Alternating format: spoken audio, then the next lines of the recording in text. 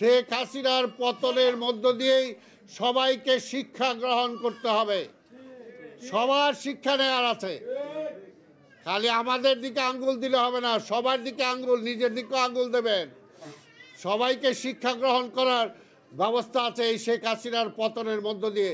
আমরাও চাই না নতুন কোনো শেখ হাসিনা প্রতিষ্ঠিত হোক, আমরা চাই গণতন্ত্র প্রতিষ্ঠিত হোক, সেটাই আমরা চাই। পরবর্তীকালীন সরকার গঠিত হয়েছে, এই সরকারের অধীনেই নিরপেক্ষ নির্বাচন হবে, আমরা বিশ্বাস করি সেটা।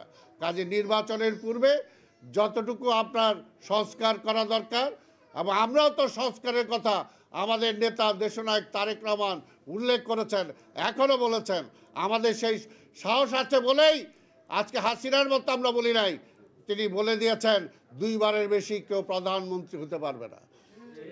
এটুকু সাহস আছে বলেই বলেছেন, সাহস আছে বলেই বলেছেন কোনো নির্বাচন কোনো দলীয় সরকার অধীনে হবে না, তত্ত্বাবধায়ক সরকার অধীনে হবে।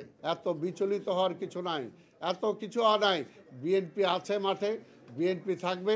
সংগ্রামের মধ্য দিয়েই আজকে বিএনপি এই পর্যায়ে এসেছে, এবং এখনও বাংলাদেশের সবচেয়ে জনপ্রিয় নেত্রী বেগম খালেদা জিয়া, এখনও বাংলাদেশের সবচেয়ে জনপ্রিয় নেতা তারেক রহমান। তাই আমরা জানি ষড়যন্ত্র চলবে, ষড়যন্ত্র চলবে, ষড়যন্ত্র চলছে।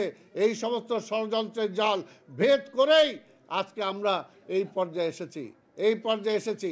তাই আমরা বিশ্বাস করি আগামীতেও অন্তত নির্বাচন করে আরেকটি সুখী সরকার, আরেকটি বাস্তবমুখী সরকার এই দেশে প্রতিষ্ঠিত হবে, এবং তখনই আমরা জনগণের অধিকার আমরা পূর্ণাঙ্গভাবে ফিরিয়ে দিতে সক্ষম হব।